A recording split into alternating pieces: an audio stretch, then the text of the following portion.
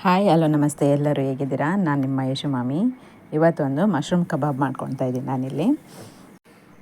ಯಾರೆಲ್ಲ ನನ್ನ channel first time ನೋಡ್ತಾ ಇದ್ದೀರಾ, ಪ್ಲೀಸ್ ಸಬ್ಸ್ಕ್ರೈಬ್ ಮಾಡ್ಕೊಳ್ಳಿ. ಹಾಗೆ ಲೈಕ್ ಮಾಡಿ, ಶೇರ್ ಮಾಡಿ, ಕಮೆಂಟ್ ಮಾಡಿ.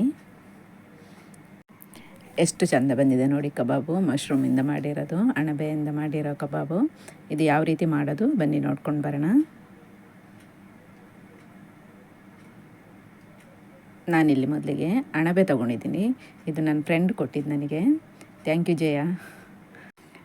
ನೋಡಿ ಇಷ್ಟು ಕೊಟ್ಟಿದ್ದಾರೆ ನಮಗೆ ಇಲ್ಲಿ.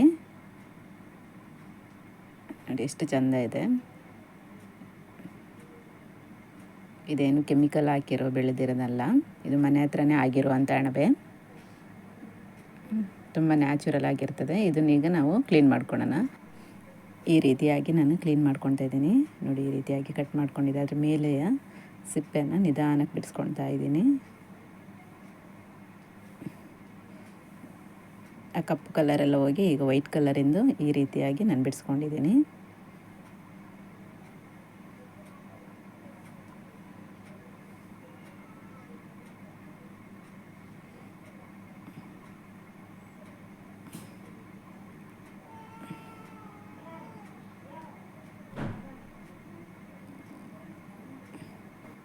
ಈ ರೀತಿಯಾಗಿ ನಾನು ಬಿಡಿಸ್ಕೊಂಡಿದ್ದೀನಿ.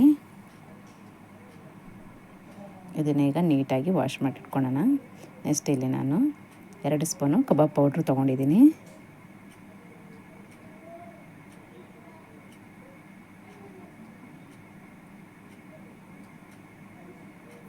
ಅದಕ್ಕೆ 1 ಸ್ಪೂನಷ್ಟು ಶುಂಠಿ ಬೆಳ್ಳುಳ್ಳಿ ಪೇಸ್ಟ್ ಹಾಕ್ತಾಯಿದ್ದೀನಿ.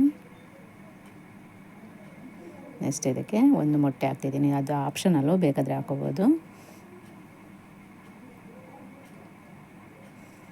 ಇದನ್ನೀಗ ನೀಟಾಗಿ ಮಿಕ್ಸ್ ಮಾಡ್ಕೊಳ್ಳೋಣ. ನಾವು ಕಬಾಬ್ ಯಾವ ರೀತಿ ಮಾಡ್ತೀವಿ ಅದೇ ರೀತಿಯಾಗಿ. ಇಲ್ಲಿ ನಾನು ಅಣಬೆನ ಒಂದೊಂದೇ ಪೀಸನ್ನು ಹಾಕ್ತಾಯಿದ್ದೀನಿ. ಇದು ಮಿಕ್ಸ್ ಮಾಡಿ ಒಂದು 10 ನಿಮಿಷ ಇಡೋಣ. ನಾನು ದೊಡ್ಡ ದೊಡ್ಡ ಪೀಸನ್ನು ಹಾಕ್ತಾಯಿದ್ದೀನಿ.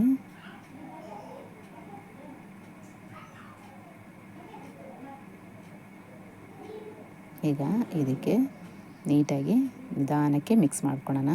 ನೆಕ್ಸ್ಟ್ ನಾನಿಲ್ಲಿ ಒಂದು ತವದಲ್ಲಿ ಸ್ವಲ್ಪ ಎಣ್ಣೆ ತೊಗೊಳ್ತಾ ಇದ್ದೀನಿ ಕಬಾಬ್ ಮಾಡಲಿಕ್ಕೆ. ಇಲ್ಲಿ ನಾನು ಗೋಲ್ಡ್ ವಿನ್ನರ್ ಯೂಸ್ ಮಾಡ್ತಾಯಿದ್ದೀನಿ. ತೆಂಗಿನ ಎಣ್ಣೆ ಬೇಕಾದರೆ ಯೂಸ್ ಮಾಡ್ಕೋಬೋದು. ನಾವೀಗ ಮಿಕ್ಸ್ ಮಾಡ್ಕೊಂಡಿರೋ ಅಂಥ ಮಶ್ರೂಮನ್ನು ಒಂದೊಂದೇ ಹಾಕ್ತಾಯಿದ್ದೀನಿ. ಎಣ್ಣೆ ಕಾದ ನಂತರ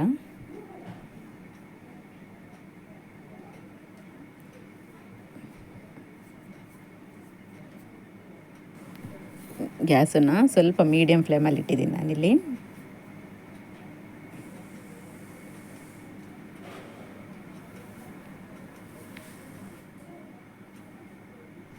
ಈಗ ಸ್ವಲ್ಪ ತಿರುಗಿಸಿ ಹಾಕೋಣ ಅದನ್ನು.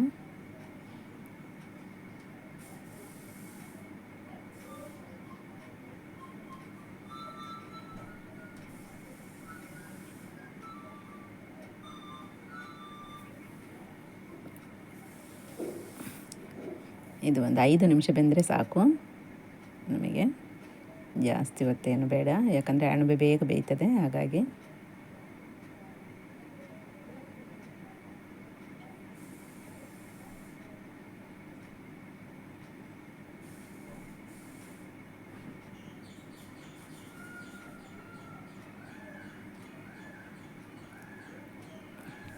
ಈಗ 2 ಸೈಡು ಸಹ ಬೆಂದಿದೆ.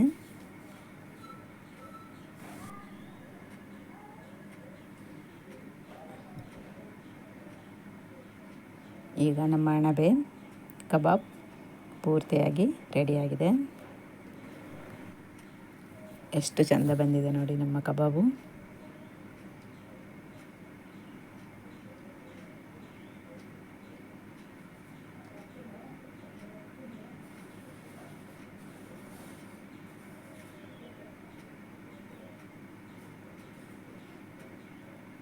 ಈ ಕಬಾಬ್ ನಿಮಗೆ ಇಷ್ಟ ಆದರೆ ನಮ್ಮ ಕರಾವಳಿ ಮಲೆನಾಡು ಚಾನಲ್ಗೆ ಸಬ್ಸ್ಕ್ರೈಬ್ ಮಾಡ್ಕೊಳ್ಳಿ.